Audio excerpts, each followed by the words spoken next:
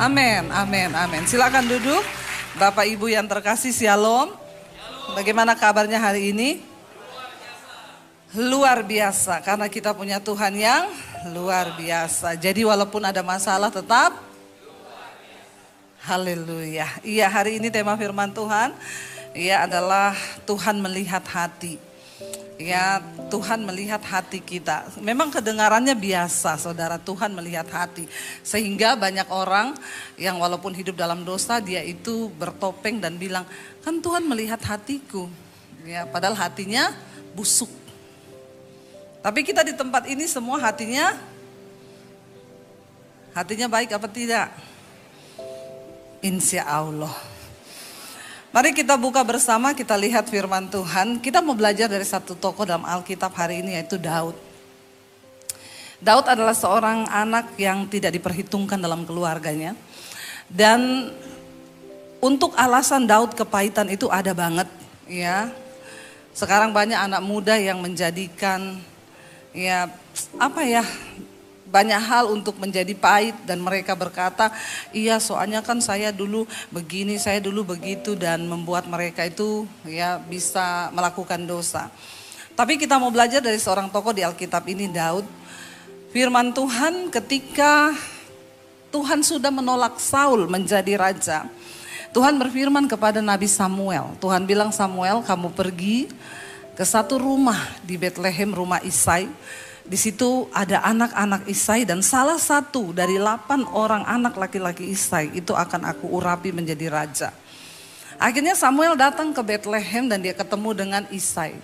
Lalu dia bilang, besok aku akan ada upacara pengorbanan. Dan engkau harus membawa anak-anakmu laki-laki semua, karena ada salah satu dari mereka yang akan dipilih Tuhan menjadi raja atas Israel. Kira-kira menurut saudara, kalau saudara jadi bapak, lalu ada nabi datang dan ngomong begitu, dan saudara punya anak laki-laki, kira-kira itu berita yang penting gak bagi bapak-bapak? Kenapa yang jawab ibu-ibu? Bapak-bapak penting gak? Penting banget ya. Ketika mendapat berita itu, harusnya, kan dia punya 8 anak laki-laki, harusnya 8 dikasih tahu gak? Kan dia belum tahu siapa yang akan diurapi kan. Kalau bapak-bapak kira-kira 8-8-nya dibawa nggak? Ada bapak-bapak nggak di sini? Ya, tolong dong dijawab. Ya, saya ini sudah khotbah, hari ini saya khotbah 5 kali loh. Saya masih bersemangat. Saudara cuma dengar sekali aja, mau jawab aja susah. Menurut bapak-bapak penting nggak bawa 8 anaknya? Biasa aja, nggak usah emosi.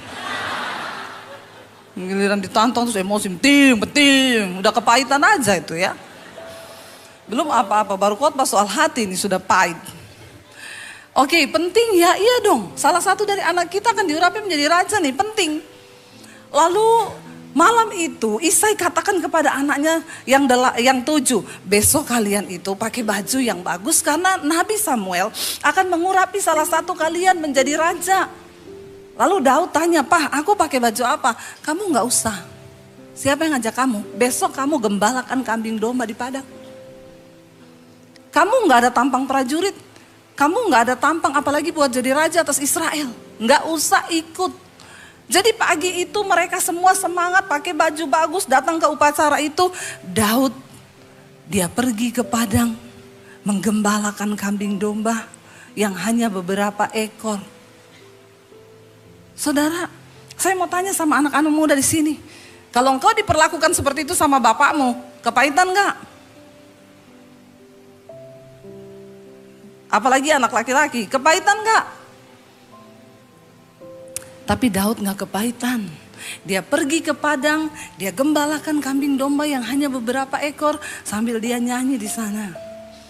Ya, lebih baik 1 hari di pelataranmu daripada 1000 hari di matahari. Salah ya? Daud itu menulis banyak mazmur yang sekarang menjadi lagu rohani, bahkan dinyanyikan banyak sama NDC. Itu ciptaannya Daud. Dari mazmur ketika dia menggembalakan kambing domba. Akhirnya besok Samuel datang. Semua anak laki-laki Isai dilewatin. Pertama yang gede, ganteng, tinggi, besar. Ya, memang dia prajurit. Eliab lewat. Lalu Samuel berkata begini, ini dia yang akan menjadi raja dan pasti dia yang akan aku urapi. Ketika Samuel berpikir begitu di hatinya, Tuhan berfirman kepada Samuel, engkau melihat apa yang di depan mata, tapi aku Tuhan melihat hati. Bukan ini yang akan aku urapi menjadi raja. Lalu 7 orang anaknya semua lewat. Bukan. Akhirnya Samuel bingung. Kenapa enggak ada salah satunya? Lalu dia tanya kepada Isai, Isai, sudah ini semua ke anakmu laki-laki? Isai bilang, enggak, masih ada satu. Mana? Aduh, enggak usah. Dia itu nggak ada tampang raja, nggak usah panggil deh, dia lagi menggembalakan kambing domba di padang. Samuel berkata, panggil dia ke sini karena kita tidak akan memulai acara ini, kita tidak akan duduk makan sebelum dia datang. Dengar baik Bapak Ibu, ketika engkau punya hati yang tulus, Tuhan yang akan cari engkau dimanapun engkau berada. Amin. Nggak usah cari muka. Enggak usah cari-cari posisi. Engkau jagai hatimu tulus. Tuhan yang cari engkau sekalipun orang berusaha menyembunyikan dirimu. Tapi Tuhan adalah Tuhan yang melihat hati. Lalu akhirnya Daud dipanggil. Tidak ditulis di situ apakah dia pulang mandi dulu ganti baju, enggak. Tapi Alkitab berkata ketika Daud masuk, Tuhan berfirman kepada Samuel, bangkit berdiri, ambil tabung tandukmu, dan urapi dia dengan minyak. Karena inilah orang yang aku pilih menjadi raja. Bapak Ibu, itu ada di 1 Samuel. Coba kita lihat bersama. Ya, kita harus baca ayatnya supaya afdol. Karena kalau nggak baca ayat dipikir ini bohong ya. 1 Samuel pasal 16 ayat yang ke-7. Kita lihat bersama. 1 Samuel 16 ayat yang ke-7, baca bersama 1, 2, 3. Berfirmanlah Tuhan kepada Samuel, janganlah pandang parasnya atau perawakannya yang tinggi, sebab aku telah menolaknya. Bukan yang dilihat manusia yang dilihat Allah, manusia melihat apa yang di depan mata, tetapi Tuhan melihat hati.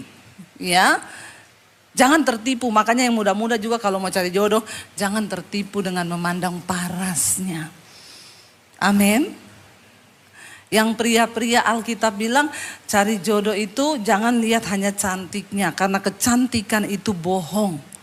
Dan kemolekan itu sia-sia. Ya, cari istri itu yang nomor 1 takut Tuhan. Nomor 2 rajin. Nomor 3 pintar cari uang. Nomor 4 bisa angkat galon. Ya. Dan yang paling penting yang terakhir, kesetrum tapi tidak mati. Itu saya banget, saya. Nih ya, jadi jangan hanya melihat wajahnya, tapi lihat hatinya. Lalu kita melihat ciri-cirinya bagaimana orang itu. Kenapa sih Daud itu dikatakan saya tertarik? Kenapa ya Tuhan tuh bilang aku melihat hati. Hati seperti apa yang Daud miliki? Bapak Ibu, singkat cerita ketika Daud diurapi hari itu, firman Tuhan berkata pada hari itu Daud dipanggil. Waktu Daud masuk, nanti saudara baca di rumah sendiri 1 Samuel 16 itu. Dia masuk, Alkitab berkata Samuel melihat dia, wajahnya itu masih kemerah-merahan. Ya, dan Alkitab berkata Daud adalah seorang anak muda pada zaman itu. Ketika Daud akhirnya diurapi, besoknya ya dia masih tetap menggembalakan kambing domba. Lalu beberapa saat kemudian kita tahu ceritanya dalam pasal Alkitab 1 Samuel 17, Daud melawan Goliat. Ketika Daud datang ke medan pertempuran, waktu itu dia hanya disuruh antar roti. Ya, saya cerita nih karena saya tahu banyak bapak-bapak yang tidak lulus sekolah minggu. Jadi nggak tahu ceritanya. Ceritanya semua kakak Daud itu prajurit, Daud hanya menggembalakan kambing domba. Waktu Goliat menantang barisan bangsa Israel itu 40 hari. Tidak ada satu orang pun yang berani maju. Karena Goliat berkata, siapa pahlawan dari orang Israel yang bisa mengalahkan aku? Maju, kita berperang. Kalau siapa yang kalah maka engkau harus jadi budak. Tidak ada yang berani maju karena Goliat tingginya itu 6 hasta 1 jengkal. Sementara mereka rata-rata cuma 1 sampai 2 hasta saja tingginya. Ini 6 hasta lebih 1 jengkal. Semua takut, semua gemetar, raksasa. Ketika Daud dipanggil papanya, Daud, kakak-kakakmu lagi di medan pertempuran, kamu pergi bawa roti dan keju ya. Kamu cepat lihat kakak-kakakmu baik-baik atau tidak, kamu cepat pulang bawa kabar. Daud pergi ke medan pertempuran, dia tidak tahu kalau hari itu Tuhan mempromosikan dia. Orang yang hatinya tulus, kudus di hadapan Tuhan. Ya, engkau jalani saja hidupmu, maka Tuhan yang akan mempromosikan engkau. Bahkan sering kali kita tidak sadar, kita tidak tahu. Tapi Tuhan tidak pernah kurang cara. Lalu Daud itu santai pergi ke medan pertempuran. Sampai di sana dia kaget, lihat loh. Goliat lagi menentang bangsa Israel. Siapa yang berani maju? Ayo hadapi aku. Dia menghina barisan bangsa Israel. Daud berkata ini, siapa orang Filistin yang tidak bersunat ini? Beraninya dia menghina barisan Allah yang hidup. Aku akan maju melawan dia. Lalu orang bilang kepada Saul, Saul, Raja, ada yang mau lawan Goliat. Sudah 40 hari, gak ada satupun yang berani. Waktu Daud datang, dia mau melawan. Saul bilang, panggil sini, siapa dia? Daud datang. Ini loh dia raja orangnya. Saul lihat, Saul bilang, tidak mungkin kamu bisa mengalahkan dia. Kamu masih sangat muda. Dan dia dari dulu itu sudah pahlawan. Dia dari masa muda sudah menjadi prajurit dan berlatih berperang. Kamu masih anak sangat muda. Bapak Ibu, kata anak muda yang dipakai Daud di 1 Samuel 17. Waktu ngomong kamu masih terlalu muda. Itu dalam bahasa Ibraninya Naar. Naar itu menggambarkan anak-anak dari usia 8 sampai 15 tahun untuk suku Israel. Jadi Bapak Ibu bayangkan pada waktu Daud diurapi menjadi raja, dia tuh masih sekitaran umur ya paling banter tuh 15 tahun. Dia sudah menerima urapan raja. Ketika Daud menang akhirnya melawan Goliat. Goliat menantang dia, ayo maju kalau kamu berani. Akhirnya Daud maju. Saul juga bilang, ya udah majulah. Memang gak ada yang berani, kok mau apa? Ya udah maju aja. Coba aja kata Daud, siapa tahu walau walam. Siapa tahu menang. Daud maju bawa tombak sama batu. Lalu Goliat berkata begini, hei kamu pikir saya ini anjing? Kamu datangi saya pakai batu dan tongkat? Goliat maju membawa pedang, tombak dan lembing. Lalu Daud berkata begini, engkau mendatangi aku dengan tombak, pedang dan lembing. Tapi aku mendatangi engkau dengan nama Tuhan Allahku yang akan memberikan aku kemenangan. Gak ada yang tepuk tangan loh ini jemaah. Saya ini sudah keringetan ya di sini. Ini lightingnya panas ya. Tepuk tangan dong biar saya juga semangat. Haleluya. Ya itu tanda saudara tidak mengantuk, amin. Lalu saudara akhirnya Daud maju, singkat cerita Daud menang atau kalah? Hanya dengan satu batu, Daud putar batu yang pertama. Kena langsung di dahinya Goliat, tertancap masuk, dia rebah di depan kakinya Daud, mukanya ke tanah. Daud memenangkan pertempuran. Saya mau tanya, setelah itu Daud jadi raja? Enggak. Waktu Daud dipuji-puji, lalu Saul iri hati. Disinilah ujian hatinya Daud. Kenapa Daud dipilih Tuhan? Dia menang. Ujian hati Daud tidak mudah. Berapa tahun? Dia diurapi 15 tahun. Daud menjadi raja berapa tahun? Ada yang lulus sekolah minggu di sini? Daud diurapi raja berapa tahun? Ada yang tahu? Kalau ada yang tahu dapat sepeda loh di bawah. Saya nggak tahu sepedanya siapa, ambil aja itu di parkiran. Daud diurapi Tuhan pada umur 30 tahun. Saya mau tanya, 15 tahun ke 30 lama gak? Kalau nunggu jodoh sudah ketuaan ya. 15 tahun, tapi itu ujian hatinya Daud. Tuhan bilang dia melihat hatinya. Kenapa saya bilang itu ujian hatinya Daud? Siapa yang akhirnya mau bunuh Daud? Orang yang tadinya mengeluk-elukan dia, yang tadinya memuja dia, Saul bangga sekali ketika Daud menyelamatkan orang Israel dari bangsa Filistin. Tapi langsung Saul iri hati. Karena semua bernyanyi, Saul membunuh beribu-ribu. Tapi Daud membunuh berlaksa-laksa. Daud adalah pahlawan yang gagah perkasa. Tiba-tiba Saul iri hati. Bapak Ibu ya, yang namanya iri hati orang kepada kita itu kita tidak bisa tahan. Ya, kita ini hidup, ya saya kemarin ngomong sama teman saya, Bu. Orang itu miskin diomongin, kaya juga diomongin. Jadi daripada miskin diomongin, mending sekalian kaya diomongin, amin. Lebih enak kan, udah miskin diomongin lagi, kasihan kan. Mending sekalian kaya diomongin. Toh orang tetap ngomong, kita gak bisa tahan mulut orang. Ya, makanya saya selalu berkata kepada jemaat, ingat ya Tuhan ciptakan kita dua tangan. Tangan kanan dan kiri untuk tutup telinga kanan dan kiri. Kalau Tuhan ciptakan 3 kanan 1 buat tampar mulut orang. Tapi karena tangan kita cuma 2 jadi tidak boleh. Amin. Jalani setiap proses. Karena iri hatinya Saul 15 tahun Daud harus bayar itu. Dia lari saudara dari Israel. Saul menggerakkan seluruh kekuatannya. Semua prajurit disuruh bergerak untuk cari Daud. Bunuh dia. Saudara saya mau tanya, yang cari ini raja loh. Ya, yang cari ini raja loh, bukan orang sembarangan, bukan rekan bisnis. Ya, itu ibarat kalau Jokowi bilang cari Debbie Basir dan seluruh tentara dikerahkan untuk cari saya. Kemana saya mau lari coba? Saudara bisa bayangkan penderitaan yang Daud alami.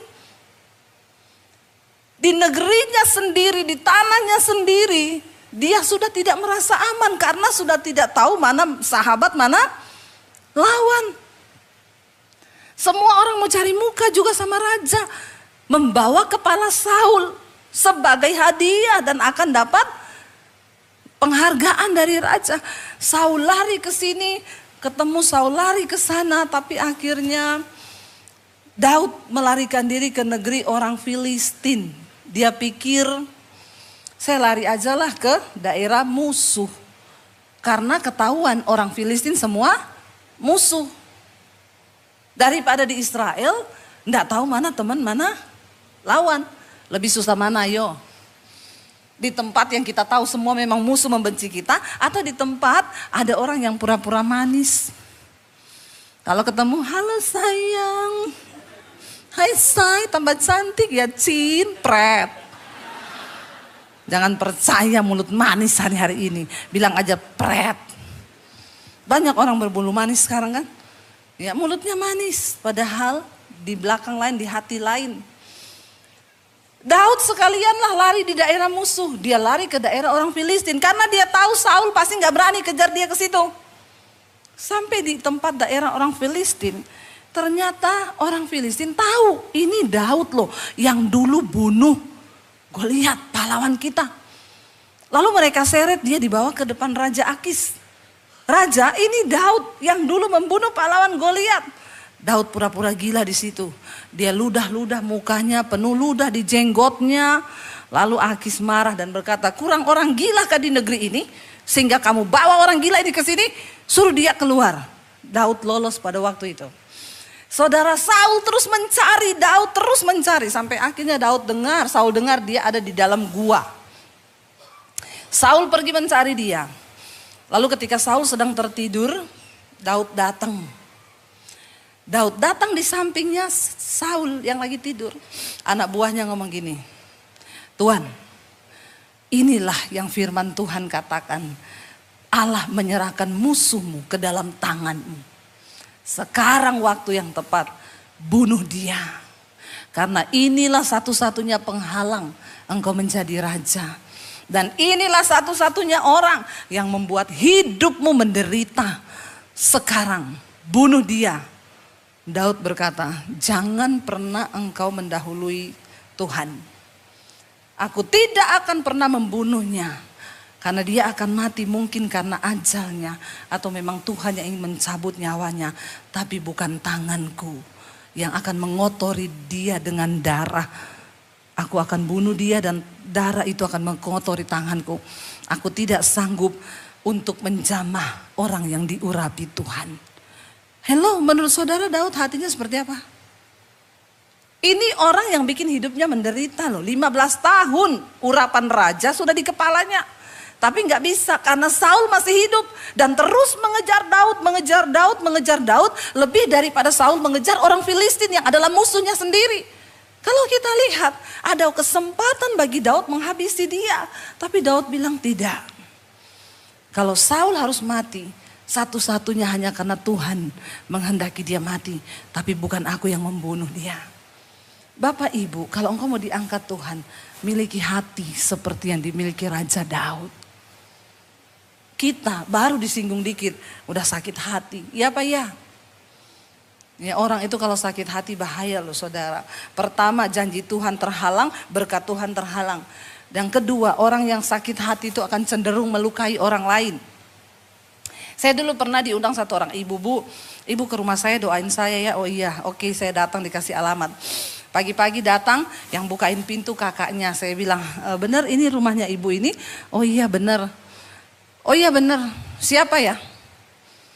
Saya bilang saya pendeta, nama saya Debbie Basir.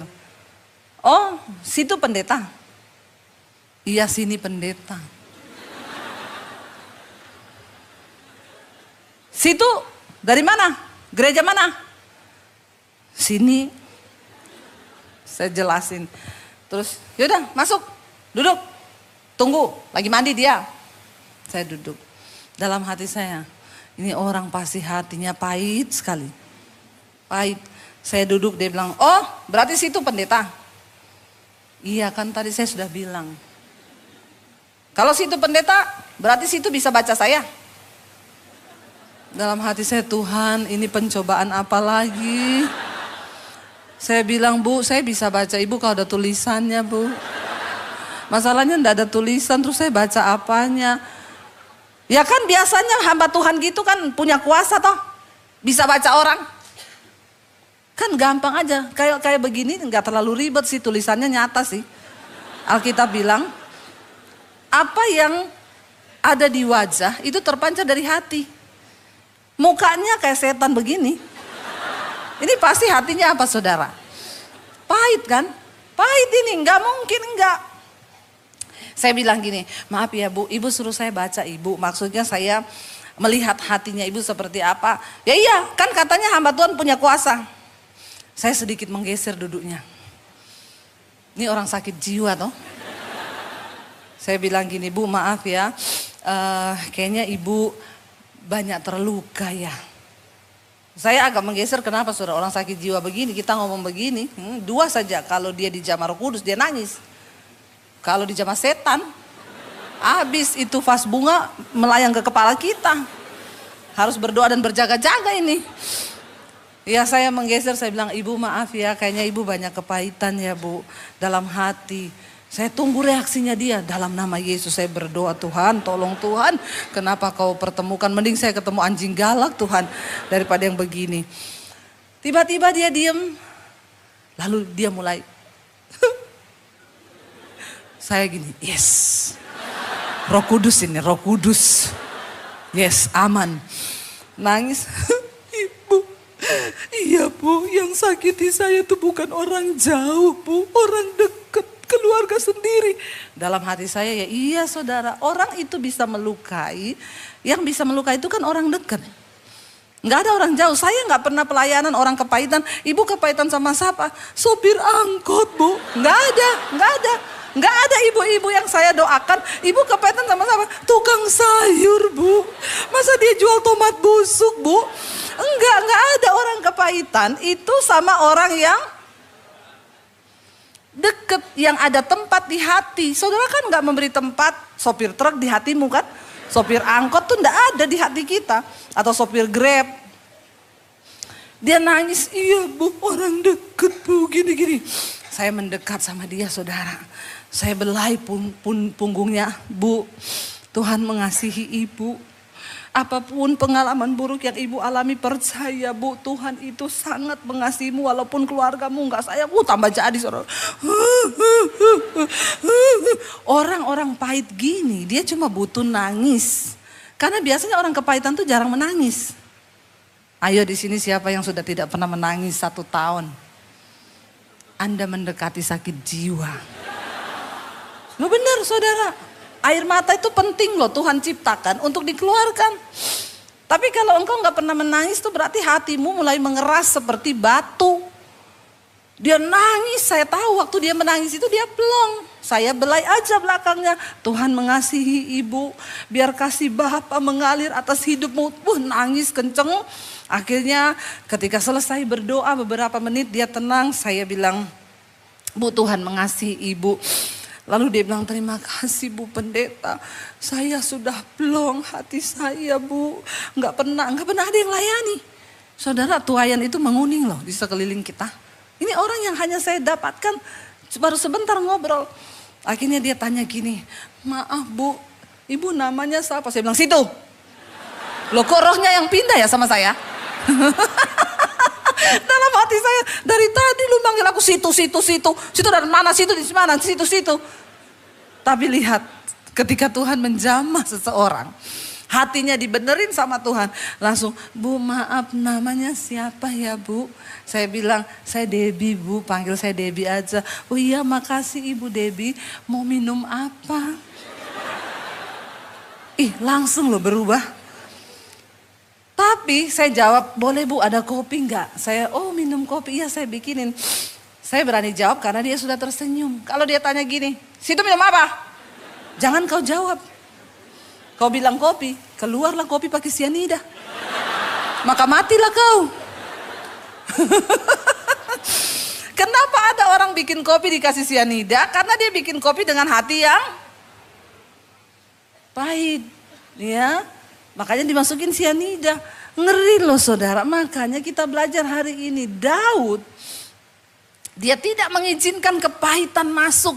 Dia punya kesempatan yang pertama untuk membunuh Saul. Dan satu-satunya penghalang untuk Daud menjadi raja yaitu Saul. Yang pertama kenapa Tuhan itu memilih Daud? Dia melihat hati Daud itu tidak kepahitan. Yang kedua, Daud percaya bahwa kalau Tuhan yang akan mengangkat dia menjadi raja, maka Tuhanlah yang punya waktu untuk meninggikan Daud dan bukan dengan cara-cara yang tidak benar. Orang yang hatinya lurus dengan Tuhan, dia percaya bahwa semua yang terjadi di hidupnya itu seizin Tuhan. Jangan percepat waktu Tuhan, jangan engkau mereka-rekakan, tidak usah cari muka, tidak usah berbalas dengan yang jahat. Hidup ini lurus aja saudara, kalau engkau mau menikmati berkat Tuhan. Orang sakiti puji Tuhan, orang mau fitnah puji Tuhan, orang mau apain aja haleluya. Karena semua yang terjadi di hidup kita itu seizin Tuhan.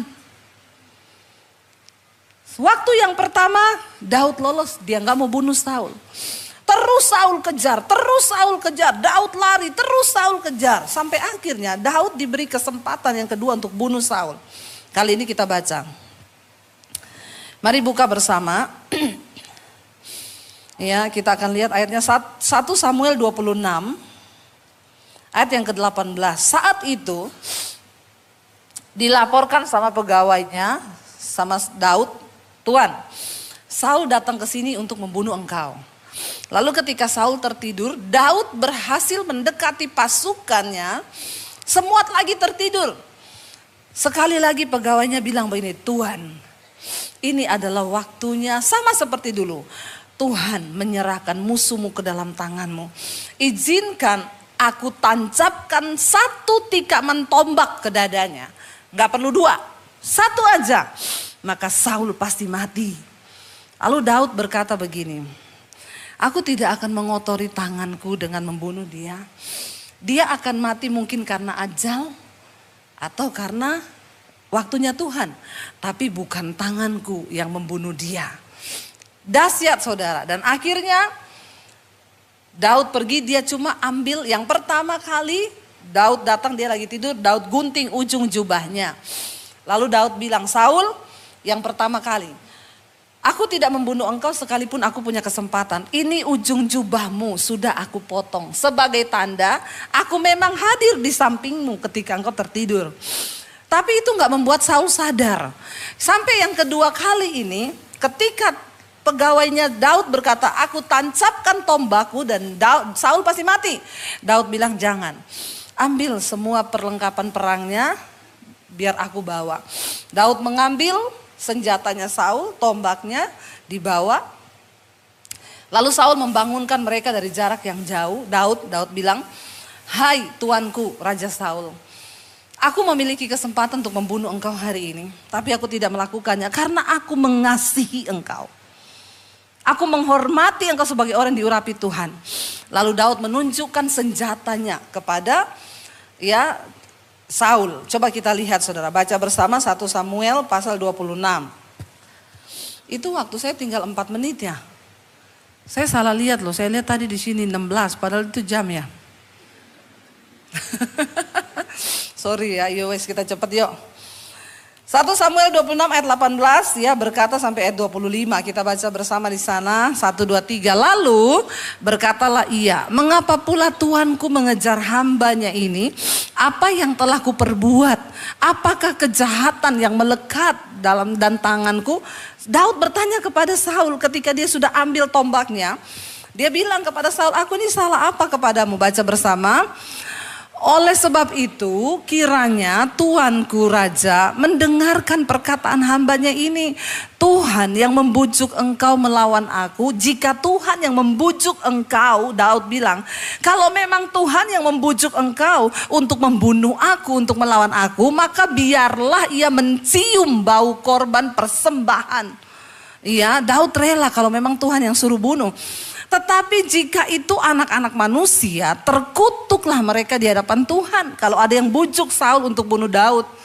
Karena mereka sekarang mengusir aku sehingga aku tidak dapat bagian daripada milik Tuhan dengan berkata, "Pergilah beribadahlah kepada Allah lain." Jadi Daud merasa dia terusir dari daerahnya sendiri. Dia tidak bisa beribadah lagi di bait suci Tuhan. Dia terpaksa lari ke daerah orang yang kafir, yang tidak bisa menyembah Allah.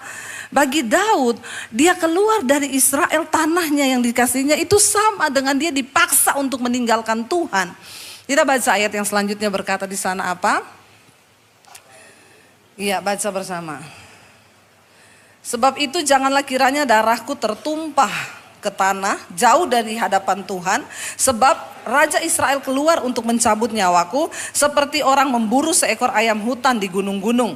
Lalu berkatalah Saul, "Aku telah berbuat dosa, pulanglah anakku Daud, sebab aku tidak akan berbuat jahat lagi kepadamu, karena nyawaku pada hari ini berharga di matamu. Sesungguhnya perbuatanku itu bodoh dan aku sesat sama sekali."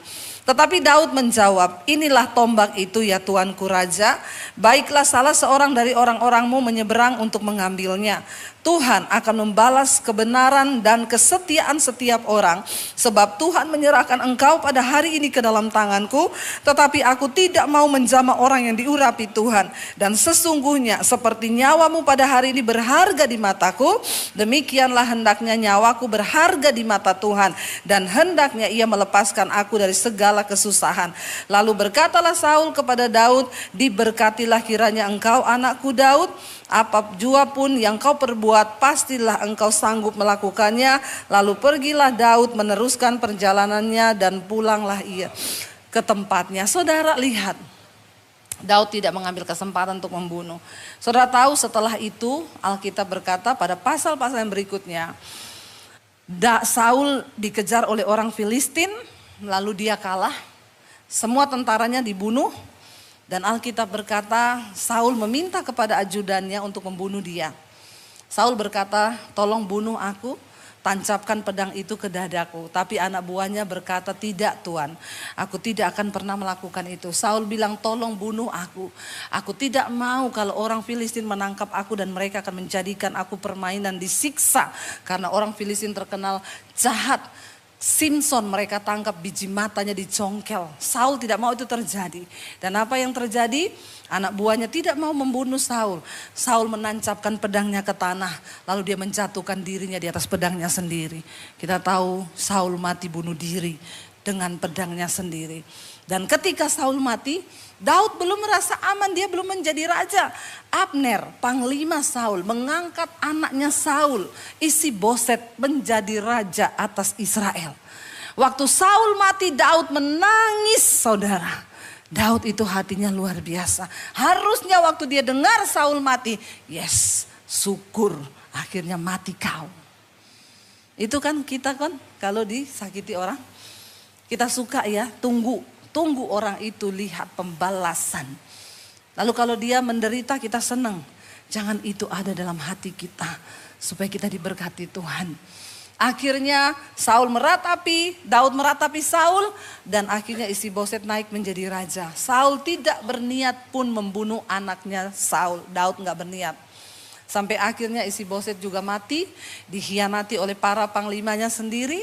Mereka berharap, mereka bunuh dia, mereka bawa kepalanya kepada Daud supaya Daud memberi mereka pujian. Mereka bilang, Daud, anaknya Saul yang sekarang menjadi raja, kami bunuh, kami penggal kepalanya. Ini kami bawa kepalanya bagimu. Daud marah besar, dia menyuruh anak buahnya untuk membunuh kedua orang yang sudah membunuh anak Saul itu. Kita lihat sampai akhirnya Daud menjaga hatinya kudus di hadapan Tuhan. Ketika Isi-Boset mati, orang Israel pun mengangkat Daud menjadi raja atas Israel di usia yang ke-30.